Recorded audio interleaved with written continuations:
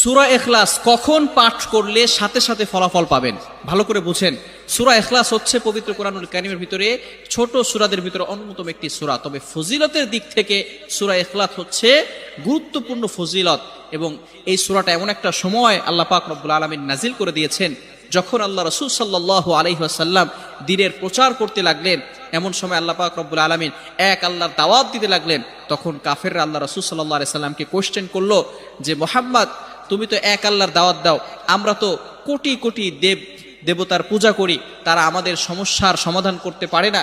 তুমি যে আল্লাহর দাওয়াত দাও সেই আল্লাহ কয়জন এবং সেই আল্লাহর সন্তান আছে কিনা? সাথে সাথে আল্লাহ পাক রব্বুল আলামিন এই কাফেরদের প্রশ্নের উত্তরে আল্লাহ রাসূল সাল্লাল্লাহু আলাইহি সাল্লামের কাছে এই সূরাটি নাজিল করলেন, কুল হুয়াল্লাহু আহাদ আল্লাহুস সামাদ লাম ইয়ালিদ ওয়া লাম ইউলাদ ওয়া লাম ইয়াকুল লাহু কুফুয়ান আহাদ। আল্লাহ পাক রব্বুল আলামিন এক, অদ্বিতীয়, এবং আল্লাহ পাক